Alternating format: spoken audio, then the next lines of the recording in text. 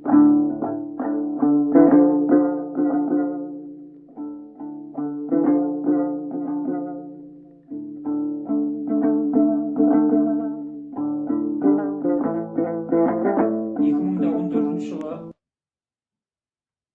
Мәскеулік баспасөз бетінде атақты өнер адамдар жататын Ваганьковский кладбищеде қараусыз қалған, жоқтаусыз қалған өнер адамдары туралы мәлімет шықты.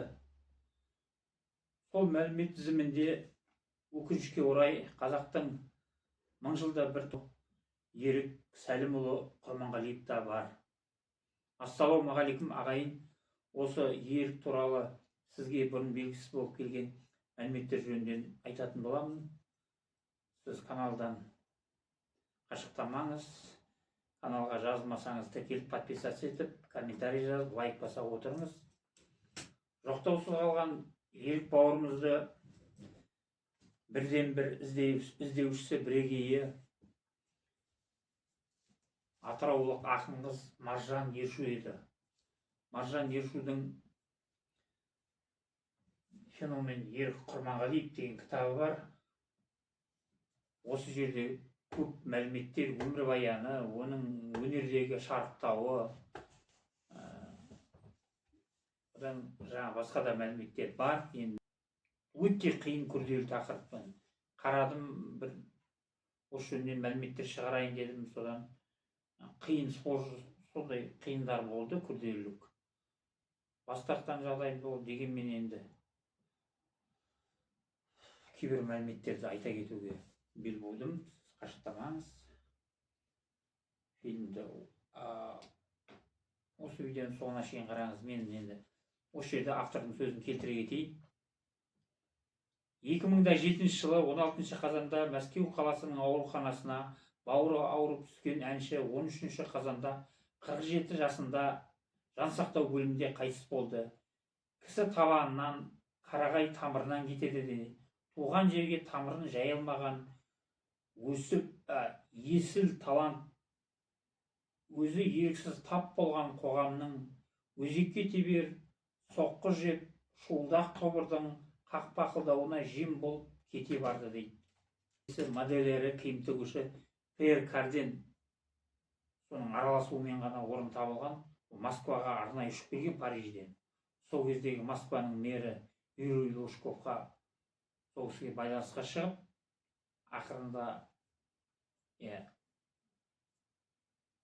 ақырында сол өнер адамы атақты Нечаева актрисаның Швейцарияда тұратын миллионер ұлы бар екен.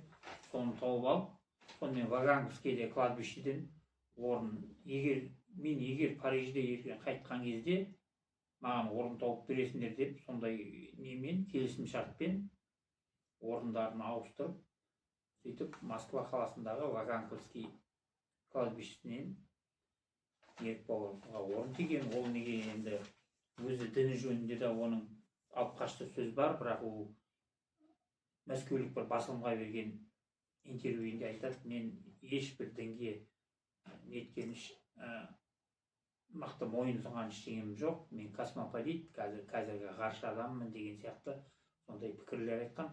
Бұл жерде тұрмыстық жағдай Ерік Құрманғалиевтің сол кездегі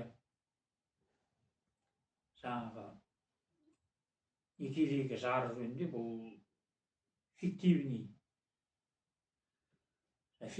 бракта тұрған ғой. Енді ол кезде Мәскеу қаласында совет үкіметі кезінде прописка алу қиын, баспана алу да қиын. Осы бір пендешілік нелермен осы баспанаға талас жөнінде болып, сонымен денесін бермегенге ұқсайды. Енді ЗАГСке тіркелген жұбайы, ол татар қыз екен. Сүйегін бермеген, елге алып кетемін. Енді ол кезде мына қиыншылық, басқа елдің азаматы, ағайыннан жаңағы Маржан айтты. Мен Зиягүл Құрманғалиева Сәлім ағамыздың ағасы Тілеудің қызымын. Өзім 1959 жылы 31 қазан айында дүниеге келдім. марқұм Ерік екеуміз құрдаспыз. Менің тек қана 2-3 айлық үлкендігім бар. Ерік екеуміздің әкелеріміз Құрманғали атамыздан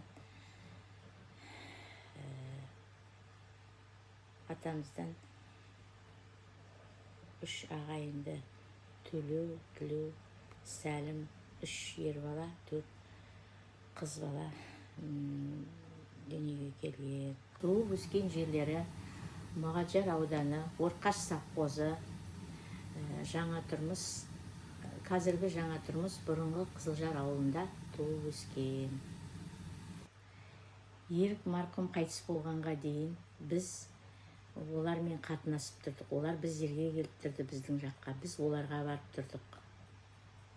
Сәлім ағамыз қайтыс болған кезде Гурьевке бүкіл тумалар болып бардық, бәріміз жерлеуге. Ол кісі жерлеп қайттық. Жерлеп қайтқаннан кейін де, қайтыс болғаннан кейін де жеңгеміз балаларымен біздерге келді. Келіп, демалып, жатып кетіп, сөйтіп тұрды. Қатынасып тұрдық, ара қатынасымызды үзген жоқпыз. 1976 жылы біз 10-шы класты бітірдік. Сол 10-шы класты бітірген жылы біз Гурьев қаласына анам, әкем, үшеуміз, және де осы Алдабергенов Жұмай атамыздың қызы Ырысқал, 4-еуміз Гурьев қаласына бардық. Сол кезде түскен суреттеріміз бар, естелік болып қалған. Мына суретте оң жақта тұрған өзім, мына ортадағы Ерік, сол жағында тұрған жаңағы Алдабергенов Жұмай атамыздың қызы Ырысқал. Сол жағында Асима апамыз, әкемнің қарындасы бар, Асима деген, соның үлкен қызы Сәуле. Мына ортада отырған кісі менің әкем Тілеу. Сол жағымдағы отырған менің анам Зияда. Мына суретте де үшеуміз түстік. Анамыз, ортада анамыз, екі жағында Ерік екеуміздің түскеніміз. Мынау Еріктің анасы біздің жеңгеміз Мерует. Мынау үлкен ағасы Серік. Мынау ең кіші інісі, кішкентай кезінде түскен Берік. Мына суретте Ерік сол 10 оқып жүргенде өзінің сыныптастарымен түскен, 2 орыс қыз бар қасында. Маған осыны барғанда өзі естелікке берген сурет. Мына сурет сол 76 жылы ол Алматы қаласына оқуға кетті. Сонда барғанда түскен сурет. Содан кейін біздер енді бұлай қаталысып, бір-бірімізге мейрам сайын құттықтап, біздерге открыткалар жіберіп сөйтіп тұрды, сөйлесіп тұрды, телефонменен хабарласып. Соны 2002 жылы, біз 1999 жылы еңбекке көшіп келдік. 2002 жылы әкем қайтыс болды. 2-3 жыл бұрын әкемнің ағасы Төлеу қайтыс болды. Ол кісі Астанада тұратын еді. Содан кейін Ерік 2007 жылы қайтыс болған. Оны біз естімей қалдық. Бізге хабары келмей қалды. Содан біз бара алмай қалдық. Сондай жағдайменен. Сол Ерікпен біз туысқанбыз. Еріктің әкесі менің әкемнің інісі. Сол марқұм қайтыс болғанға дейін сол қатынасып тұрдық. Мынау менде сол қалған естеліктері.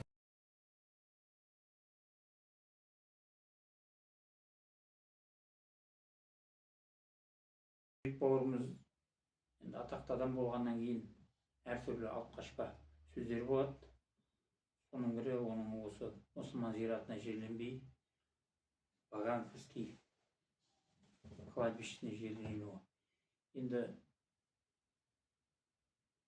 бұл кісінің фиктивный бракта бір татар қызбен фиктивный бракта болған. Енді ол жаңа тұрмыстық жағдайға прописка алу, квартира алу жөнінен болған болу керек.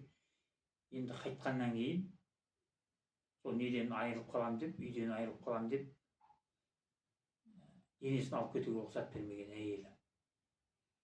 Басқа ел, басқа елдің заңы, әрі сол кезде өздерінің бауырларының екі үш ағайынды жігіт қой, ағасы да қайтқан, інісі де қайтқан, балдары жас болған. Берік деген інісінен 2 бала қалған, ол балдары жас болған. Ол кезде басқа ағайынмен байланыс үзіліп қалған. Сонымен жаңағы Маржан айтқандай, тамырынан қарағай, тамырын жай алмай, солай қиыншылық жағдай болды деп. Сосын енді басқа елдің заңы сол жерде жерлеуге неткен, енді шешім шығарған болып тұр ғой. Орынды қалай алғанда солай.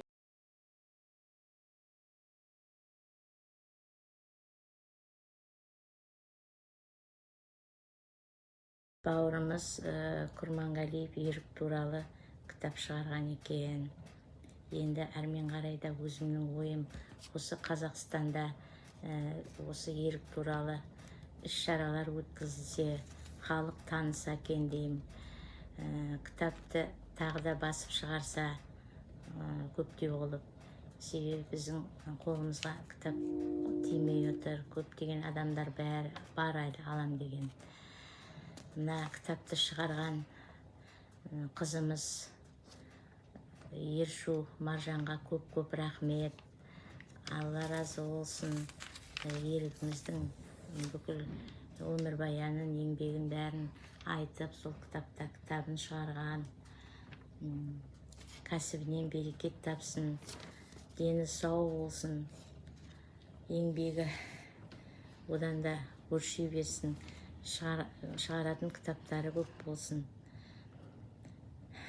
Не айтам енді, көп рахмет, Алладан қайтсын.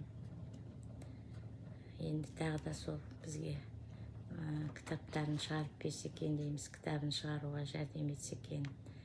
Біз сонымен тағы кітаптарын алып, халық таныса екен, білсе екен деймін. Өзімнің ойым енді осы